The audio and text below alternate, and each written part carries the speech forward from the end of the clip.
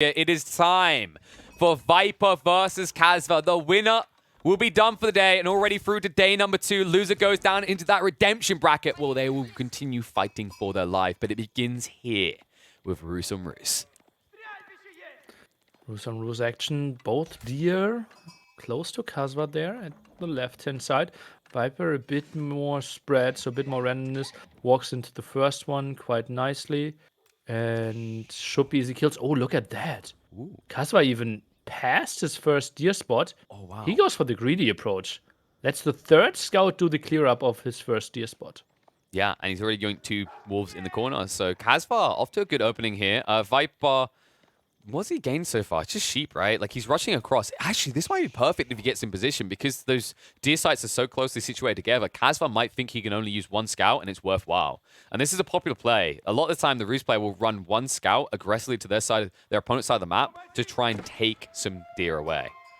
We'll have to see. For the moment, Viper hasn't spotted it. He's just going for his own. Viper's going into the corner as well. Seems like a fair 2-2 split here, most likely. Oh, Kasva's no, Kasva arrives. He will contest. Yep. Let's see what he can yoink away here. As we've highlighted, these attack speeds are increased, right? So you have to be paying a little bit more attention. He actually goes off the wolf. Trying to force an awkward situation for Viper, but Viper, you have to make a choice maybe. Do I get the deer or do I peel the wolf back? This is why Kasva done it. He wants to try and force him to returning towards the town center and forfeiting 3 deer, which is 25 gold versus 30 gold. Which one do you want here? Instead, now he goes after Viper, knowing if he keeps depleting his health, eventually he has to make a suboptimal choice. But for the moment, Viper is making the best of the situation. He goes after the deer. And he's getting them all. So far. Oh, he doesn't get the wolf, though. Kasva got the wolf. Viper gets 3 deer, and Kasva gets the wolf. Okay, so relatively even split, 25-30 there. Both of them have to be relatively happy. And yeah, quite some nice micro moves. And yeah, we can see Kasva gets both of his deer spots. Feels relatively fair for both of them. 230 against 235 bounty. Wait, Kasva's delayed, right? He's not going wheelbarrow. He's got a lot of gold. Oh, no. His wood. His wood. He hasn't got enough. What's happening? He only had 1 person on wood. He can't afford wheelbarrow yet. Viper's already about halfway there. He only just got the required quantity of wood. So he's like, what, half the duration of the tech research behind? That's going to matter a lot if we get into a boar play. And that's something we haven't highlighted yet, is where are the boars? Admittedly, they're out to the side, so it looks a little bit less desirable. But if both players do the same thing, Viper's now over half a minute ahead of Kasva. How long does wheelbarrow take? It's like 30 or 45 seconds. Might be 40. It has to be long. Oh, wait, okay, yeah. Why did I think it was 45? I'm really ambitious, aren't I, today? Minute and a half. Well, it was 50% done, so only 45 seconds left. Probably that's what he calculated. That's true. Thank you for recovering my brain. I left it somewhere. And here we go. Tech up. Also ahead. Kasva is on his way now. We'll have a slight lead, but did he put less villagers on? I think he did. It's 5 versus 4, right?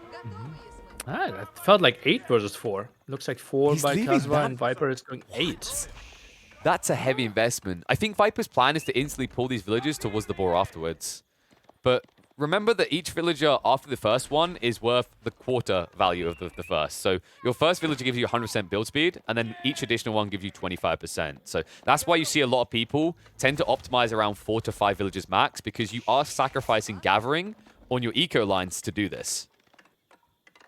Viper's building the wooden fortress at home. To me, that's indicating that he's not going for a boar, actually. No, so he might be going for the later time. I've seen some players go 6.5 minutes. But that is a bit gambly, especially if there's, like, scouts out in the field, right? So it's probably likely now that Viper just plays condensed in his base, and this is an informed choice based on the boar spawns. They're just way too far out. Yeah, really fair there, really out in the sense that it's tough to protect them. And Viper will now get the scout off. Obviously, both players with 3 scouts. I wanted to say, but Kasva added a 4th one. Now reaches feudal age and wooden fortress there at the left-hand side. Now the stable being added. Is that for horsemen or for knights? 1 or 2 knights is pretty decent here, right? Like, you see the generation for Kasva. His secondary wood line is a bit loose, so there is some kind of condensing of his eco. So that might offer up opportunities. The other detail that might matter here is Pro Scouts going to be taken by Kasva? I was wondering if for a second when he went for the 4th scout, he might consider it. but it seems a little bit too pricey at this stage. Like, his eco isn't balanced well. He hasn't started gathering gold. So instead, I think both players are just intending to play out towards their nearest deer. You can already see Viper maybe making the move, but it looks like Kasva has a more natural flow, right? With those double deer spawns on top of each other. But this is risky. Those villages will be exposed. The knight will actually be able to pay off. But he doesn't know yet. This is the wacky part. Look at Kasva's vision. He's busy baited in the midfield. Despite the fact he has a scout lead, he's not using it to get the full info. Instead, he's just taking fights. We'll finally reveal it as the first night comes out, but now you have this awkward choice. If you're Kasva, like, now do you move out and drop a wooden fortress on the double deer? Or do you find an alternative food source like the berries to the north of your base?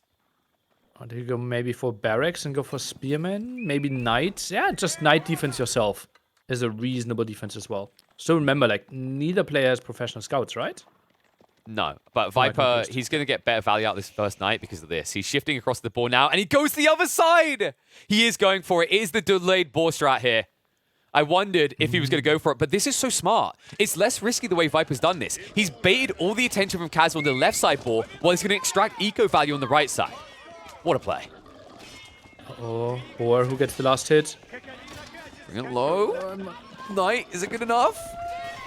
He's trying to surround it. Kasva, Don't know. He doesn't have enough damage to get it. No. Viper's able to secure it. 75 gold in his pocket. Ooh, nice one for him. And now goes for the second board. Tries to pull it away, closer to the hunting cabin here. What? And what? I thought he felt like the boar would be following the low HP villagers more. I wonder if he just didn't care as much, because we do have to remember that the carry capacity on hunt got increased, right? It's 25 by default now, I believe. So, like, you don't lose as much efficiency as you did on previous patch, simply because you carry so much more food by default. So maybe that's the informed choice. Like, that logic, you could maybe argue that it's worth getting the wood on the hunting cabin. But to be fair, if he even dropped the hunting cabin next to the boar, there's still a small stealth forest there, right? So he would have got some gold trickle. Is there a chance Viper gets tier 3? Because he has 445, and I still saw at least one wolf. So if we have maybe another sheep and another wolf, that would be enough. There is one sheep still in there. But the problem is, if you have Viper, one sheep, is you can't make new wolves? sheep. It's hard to find the wolves, right? He just needs 2 more wolves. He could be going for the high trade house as well. That's a possibility. But it's weird to do that in Roost Mirror matchups, because if you're ahead, you can get your Abbey of Trinity first, which means you should get more relics. I think if Viper is like 2 minutes behind on the tech up, that's when you go for the high trade house. And then, of course, that generates deer every 60 seconds. So you would still be able to get tier 3 bounty. Yeah, but obviously Warrior Monk's cheaper is just so nice. Plus you can instantly produce them. So even timings always means you go for the Abbey of Trinity. Oh, second town center that we didn't mention yet, or at least I didn't realize. Huh. Interesting. For Kasva. So so I was kind of expecting maybe Viper would make this kind of bridge play with a second TC, but instead, no, it's Kasva going for it. The question is whether Viper sees this right now. Like, in terms of information gain, I think he's starting to lose 1 or 2 of the scouts, right? Like, yeah, that's all scouts gone. So he's playing very blind. This can be very dangerous, especially if Kasva is expanding in several different directions. Like, Knights are lethal, but they're not good info gatherers, right? They're the no-brain, big muscle dudes, right? Like, me strong, me punch. But if you ask them to do a maths test, they probably wouldn't be able to get the results. The food upgrade that Viper is getting now, is that also working for Hunt? The gathering should, yes. It's all gathering types, right? Okay. So there you go. Yeah, so All it affects that. So it's 15% more. This is more desirable now. It used to be that you would go for the survival techniques, but survival techniques got tweaked, right? So I believe it used to increase the carry capacity, but they removed that and they added another 5% into the gathering rates. But like, if you're not going to go forever onto the deer, right? If you're only going to go for 1 patch and a boar, it's probably better value to pay a little bit more and buff all of your food gathering rates. Okay, yeah, I can see that. By the way, I was confused with the second town center. I confused his starting town center with the second one. Yeah, I didn't want to... And Kasva is still one. Yeah. I was melting my brain. Like, you know that thing I do where I look like I'm trying to climb my screen looking at the mini-map? I couldn't spot it. I thought I was going crazy. It's like, well, if he has one, he's done such a good job of hiding it, I can't even see it on the minimap. But yeah, so we have got one TC. Now, that can change almost instantly due to the Golden Gate, because you can just double trade gold into stone and then insta-boom a second TC. I think Viper has more potential with that play, though, and it depends on whether he wants to turn this proxy ball play into a base of its own.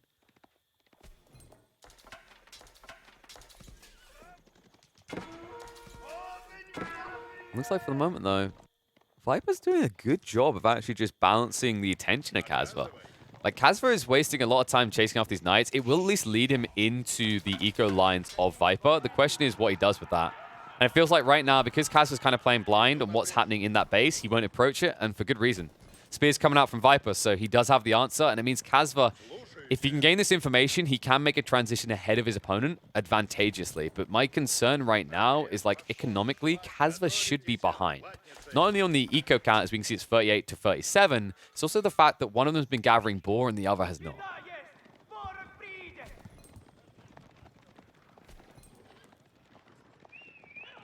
I think my Nili has disappeared like that TC for a moment. Hopefully we'll be able to get him back soon, so you're not just stuck with me, folks. But for the moment, we'll focus on what the next play is.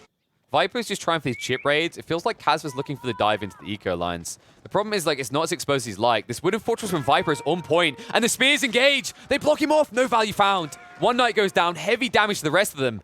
Mistakes made by Kasva, and that's all due to the lack of information. Once again, playing aggressive without a scout in the formation because they're back home at base. And it feels like the numbers are now switching. Like, Kasva, he had this healthy knight lead, but you can see the gap is closing. Viper also has the defensive force. His eco is stronger, and the trades again going his way. Going to force his opponent to turn and burn. Can't even trade out with the knights. It's just heavy damage done. And remember, folks, these are Roost Knights, not French Knights, which means they do not heal over time. My concern here now is Kasva's starting to forfeit the mid-grounds. As this map begins to shrink, he does run out of places to hide quickly. This is the power of playing heavy cavalry, right? Like, it forces a lot of defenses to naturally expand out into the pocket ecos, and that's actually really troublesome for the Roosts. The Roosts pay 175 wood for these outposts. Yes, they're more tanky. Yes, they have room for 8, but it's not as flexy as just popping 5 people in a berry line, making it last a long time, and then investing 100 wood for them to defend themselves. And you can already see that effect. Like, Kasva, we saw, what, 2 or 3 wooden fortresses, now another one coming onto the deer. And I think Viper's made 1 or 2 less in terms of the investment in wooden fortresses, right? Because he doesn't need them for these branch points between his base.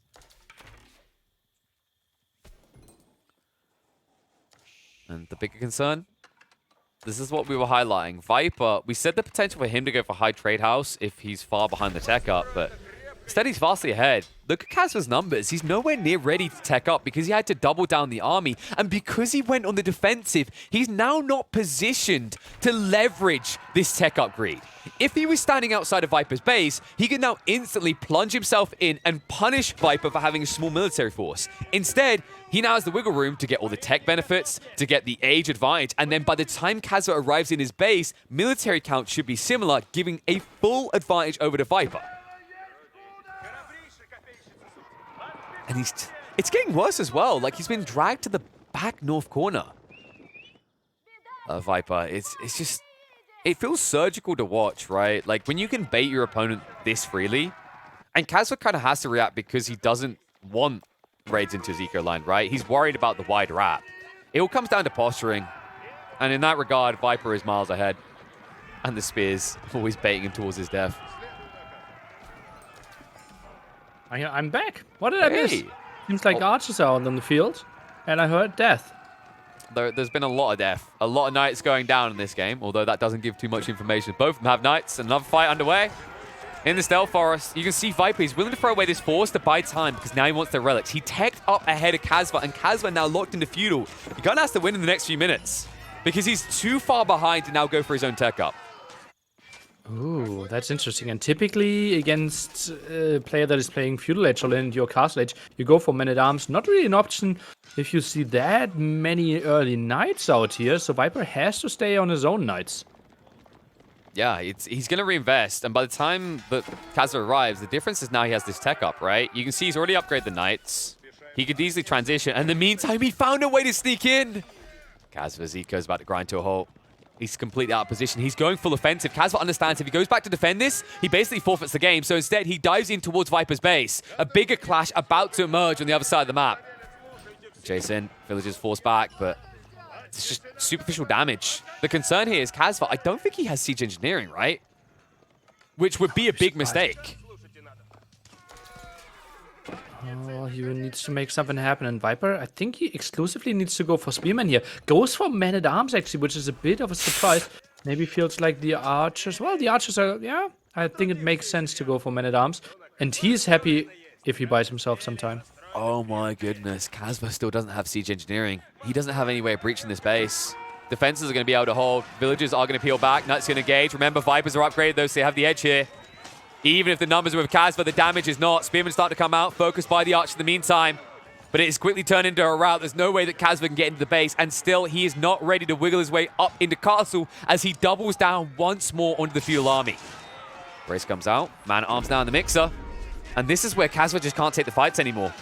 Even if it ends with a Kasva victory in this fight, it's going to deplete him so hard. The Knights, the Man-at-Arms already moving forward on the Archer line. Barely any front line remaining for Kasva and still being raided in his own base the whole while. And this was actually an unnecessary fight by the Viper. He was out there. He was not fighting next to his production. He was not fighting next to the tower or his town center. That was actually not the best fight in this situation, but his army, obviously being Castle Age, is just so superior. That's why he felt, okay, I can still take it. He's just padding himself, right? Siege Workshop down as well. In the meantime, he's raiding his opponent's base, and that's what makes it worthwhile. He's just trying to distract Kasva. If Kasva's busy fighting here, he's not watching race into his eco lines. For the moment, Kasva gets good strikes. The greed of Viper is punished as he loses several of the villagers on the gold line. But you can see, at any point that Viper wants, he can raid in on the north and south and once again find chip damage onto Kasva's eco. Uh-oh, and Kasva now down to one knight. That means Mangonels become incredibly efficient. The Men-at-Arms become incredibly efficient. Big shot! Oh, that hurts.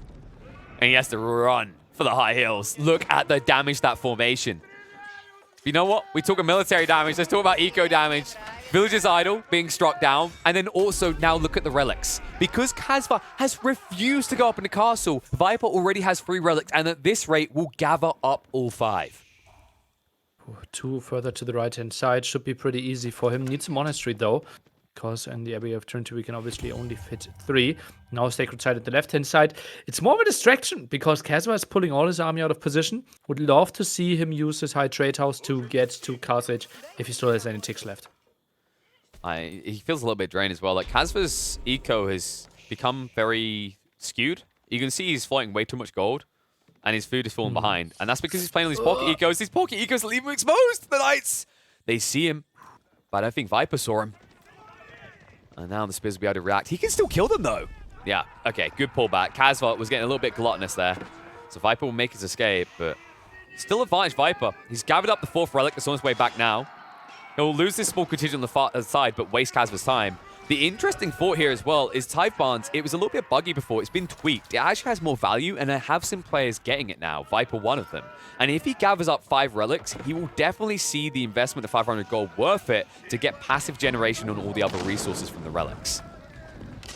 It's an protector. Oh my god, what was that range? No, it was a second Mangonel there. Ambush on the side. That was kind of a no-look as well, right? Just blindly shooting over the forest.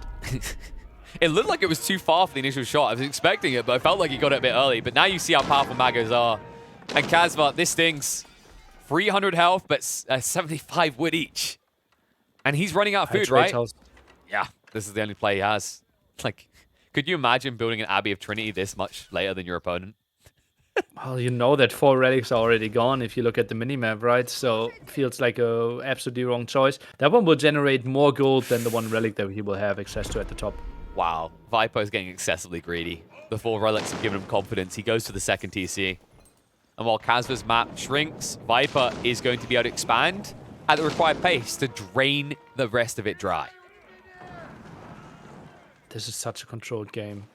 Now the 2nd town center for Viper as well. High trade house only gets 88 gold. Ooh. Not pretty either. We have seen like high trade house up to 200 gold. Yes, it's hard to achieve on this map specifically, though. Like, he will at least be able to gather that other relic at the back. My concern is whether you can afford the extra resource to do so. Because Viper's now in position. Something we highlight is whenever you go for these tech ups, a smart opponent will find a way to extract value because you're weaker, because you just invested so much in the tech up. And Viper's in position to do exactly that. He moves in, man-at-arms to distract. Mangonels can just keep sieging through if he chooses. Or you can just choose to fall back, knowing that he has the economical advantage, and Kasva, no way in hell, has gone for a second TC.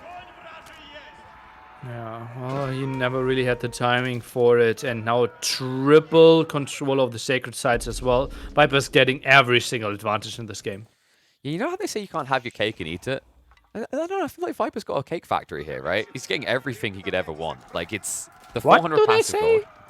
So it sounds confusing when you first hear it. You can't have your cake and eat it, right?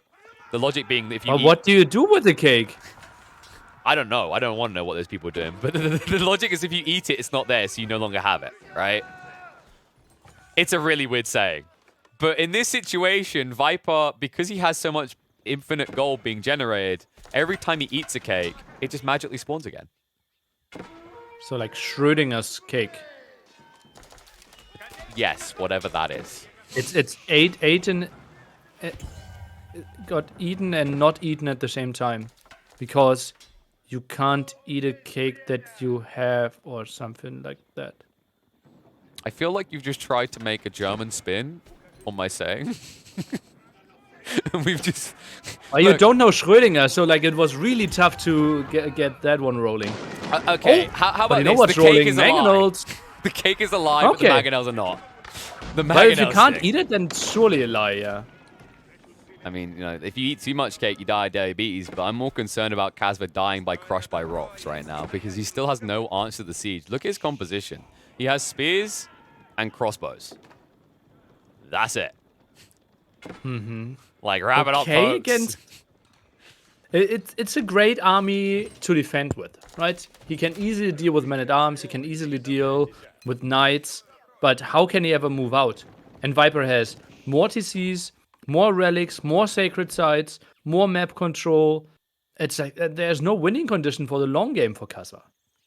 Yeah, it's frustrating because he has to come out as well. The sacred sites force this condition. For those who, you know, play Age of Empires for years, but you haven't played AoE4 yet, they added sacred sites for a good reason. It's a condition that forces your opponent to come out and play the midfield. If you don't, in 10 minutes, you lose the game. And he won't be able to get out of his base because Viper's too busy going in it. Maybe if he sneaks out the left side while Viper's going in, but that's not going to serve his long-term purpose here. Yes, I'm now nicely going for knights. I like that. Could be a good counter to the knight mangonel composition. Plus allows him to raid a bit more as well. Still 20 villagers behind, lots of map control against him, and it's such a tough defense. Yeah, and he has full access. The walls didn't go up from Kasva. They're not optimal. The mangonels deter his clump force, and this is the problem of not having cavalry. You can see he's switching into the knights now, but it's 2 knights versus 16. Viper is en masse producing these, and Kasva, he's treating them like they are nobility. You can only have a few of them at a time. More kills here as well. Viper now 30 villagers ahead. It's just so simple, right? Like, he can throw crap at this, and he's still winning because he has such a better eco. This is a frustrating state for Kasva, and it's because he made no optimal transition. No, Viper, don't do it to him. He needs anything he can get. He's going to hide the relic in the back corner. I'll be so taking evil. this. Oh, and Kasva forced to come out, but what do? Knights going to be able to clean up one Mago, turn around for the second. Archer's not optimal to deal with the Knights, but they will eventually get cleaned up. Initial value is good, though, for Kasva. But Kasva, he needs more from this. Horseman transition now coming out, which does address the crossbowmen, and Archers still address the spears. And that is a problem, as Kasva still doesn't have any real anti-siege now that his Knights got wiped. Spears, brace, try to go through, and the Archers are going to get the bonus damage. This time it won't work around, sir. That Mangonel is going to live, your army is going to die, and Viper will be able to thrive. That's such a nice clear up here by the Viper. And the Spearman at least will get the Mangonel, but another Mangonel pops. Viper now 80 population lead and just looks so hot in this one. I could feel it. You know when you're like, I got the Mangonel, and then you get attacked by another Mangonel. I would have GG'd. I don't blame Kasva for waving the flag at that point. What a win from Viper, though. It was so surgical the way he played this. And once again, we get to see just how damn powerful the ball play can be. Even if you're not going for a feudal rush, it opens up so many possibilities, and Viper was quick to exploit that. And look at that. Complete dominance there and the resources. And look at that food count. It seems like he ate some cake. I mean, like, so where's your saying now? I think he was regurgitating the cake so he could eat it again, you know? I don't know how that doesn't seem like a work. I'm pretty sure Viper owns a cake factory. I'm just standing by that one. I mean, because, like I said, the cake is a lie in many situations, but he had unlimited resources, so it may very well become a thing, and when it does, that's when it gets mighty scary, and oh my god, what has happened here? Please get rid of that. But you can ban for every single one. That's too many pigeons. That's too many pigeons. Get rid of the pigeons. Uh-oh, wheelbarrow build up. Here we go. We're ready. Here we go, folks. Game number 2. Viper, he does lead, and he looks to close it out quickly with the English here on the new King of the Hill up against the Roos. And you know what we're looking for straight away, Nili, right? We are looking at boars. No. Boars come later. You're wolves. jumping the gun, my friend. You're getting too greedy. The hunting cabin. Deer. Corner. Hunting cabin. Corner. Hunt. Is he doing it yet? No, Kasva hasn't gone for it. Oh, did he not watch our channel? I think he's more obsessed with the fact that Viper has stolen the entire sledge pack. He can actually go through the Antarctic for a ride with this. There's enough to start his own little sledge company, right? Kasva got at least one. Gets a second. Might get a second one. That's sloppy by Viper not contesting. Well, I think the logic for him is he wants to get out of range, so the scout can't keep doing it. But it doesn't work. They drive by. Oh, no. He's finally realized he actually has to go. Oh, he tries to bait him. Kasva. Switched. Nope, not good enough. Viper got that one. Viper will deny, and the other one will make it back in time. So it looks like the TC's going to join in. Remember? Oh, what? Kasva. You absolute mad lad. He actually got that wolf between the double fire of the English Town C. Town C? TC. That's sick. Okay. Observer, don't click the hunting cabin, but show it to us. Don't click the hunting cabin, I said! I'm going to guess that this one's going to be 38 gold per minute. I feel like that's a solid number for a woodline that isn't in the corner. If we could just check if I'm right. Good. I'm glad I'm right. You've actually scared him, Nili. He's never going to click anything again. Come back, Lidicor. It's okay. It's okay. Yeah. Have a look around. You're safe here. Okay. Kasva's looking 43. really safe, by the way. 285 bounty already. Nice. You're really butthurt about that whole hunting cabin, aren't you? I had one thing on my to-do list for today. Let's increase chat interaction. And I was just in a funny, guessing mood, interact with everyone. Guys, let's hold hands and guess the hunting cabin. So please, observer, don't click the hunting. Well, you can easily up chat interaction, though. Do you not know how to do that, Nili? Okay. Chat, every time you see Lidicor do something that's a mistake, or you perceive to be a mistake, you let him know that he can do better, and you think he's going to do better by typing in T-Tours. It's actually a way to encourage observers. They really like it. It's not bullying. Okay. It's supporting. So go ahead and give him those T-Tours. We'll focus on the game, though, because it's time for tech ups, and it looks like Kasva's already in the way. I think Viper delayed his timing because he went for the wheelbarrow. How many farms did he invest in already? Looks like that's 4 for now. Oh, it's the vortex formation. Not come up with shapes again. Let's call it the vortex formation. Yeah. The vortex formation. You know, that's what it is. I don't know what else it could possibly be. So this is because of the fact that the villagers don't gather the entirety of the farm area, right? They only gather a side. So this should be more optimal than surrounding the mill entirely. I didn't do the math.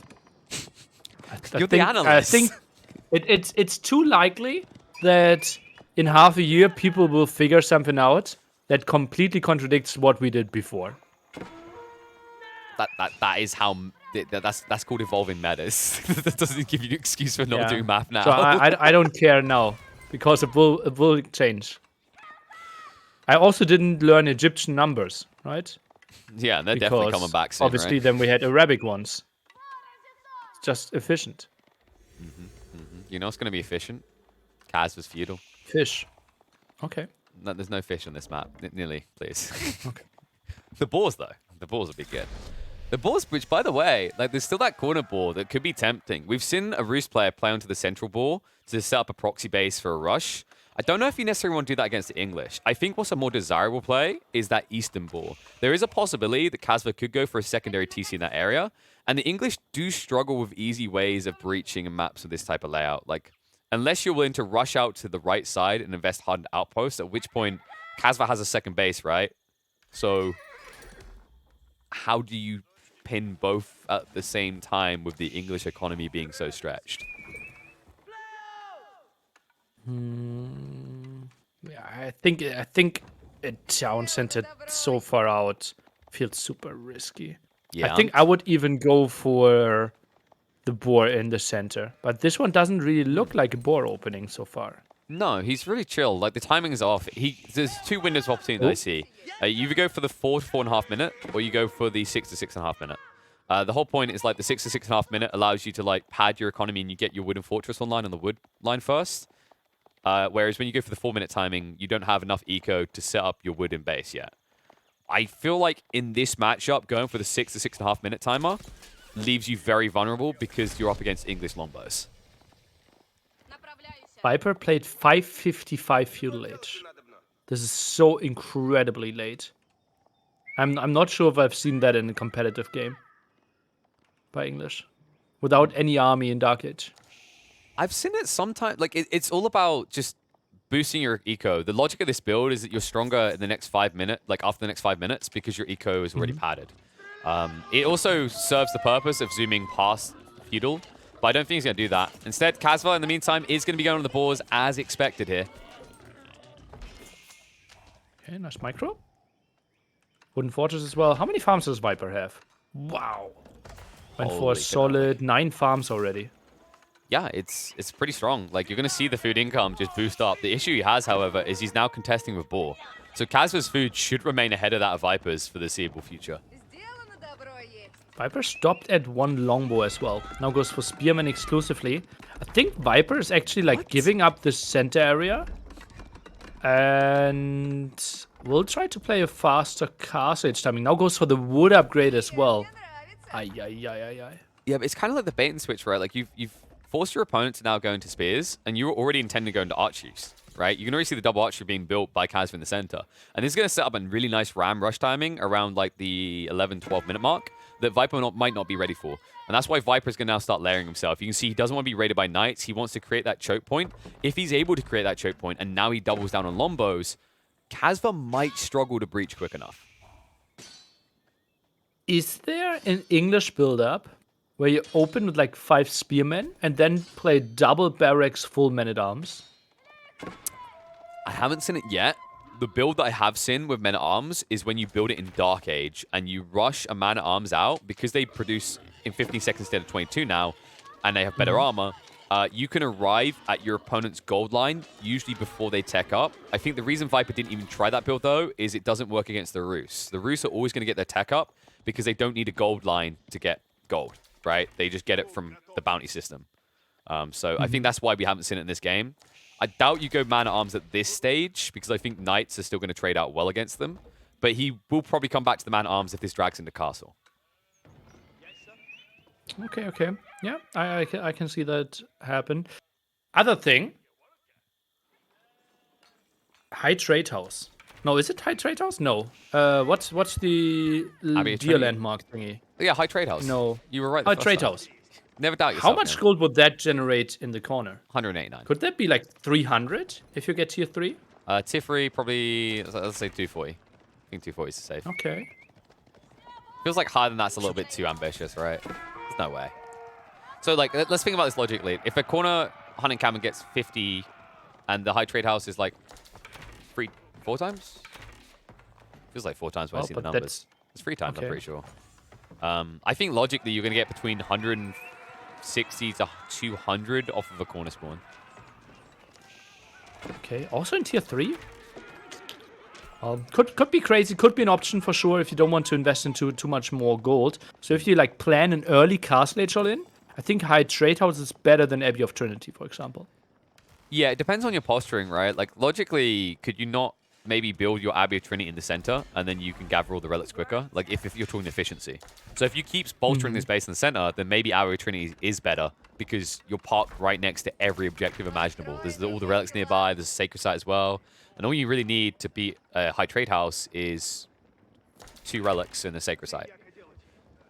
You know what? We're speculating a lot. We're not even there yet, Nili. We might not even reach into Castle Age, because you can see that both sides are investing heavily into the feudal. The issue, however, is Viper's looking like a little Lanigan right now. Kasva does have the high ground, and it means he's playing blind into these initial bouts if they do engage.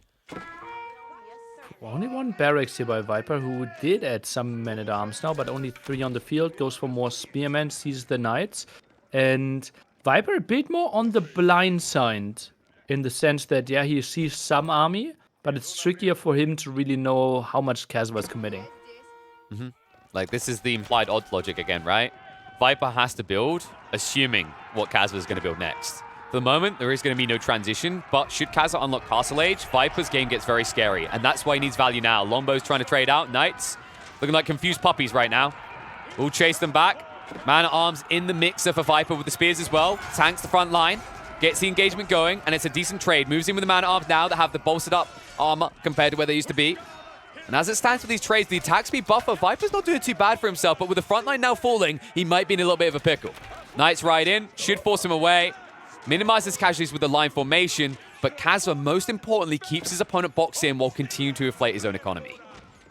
Ooh, this is seconds before the armor finished against all the archers. So I think the men-at-arms and spearmen could have lived so much longer if Viper just waited for another 20 seconds. But he sent the villagers forward, wanted the tower, wanted some aggression, now goes for another outpost. And he obviously knows there's only one pushing area, and that's through the center. Yes, sorry. And a new outpost trying to go up. Viper needs to be careful about down taking this fight. This fight is suboptimal now that he no longer has the attack speed buff. Remember, he can be gap close. These archers, 1.25 movement speed to the 1.12 means they can get on top of the Lombos, given enough time. And they definitely have time on their side. Force away, villagers not able to construct the outpost, and once again, Viper put back in the pen.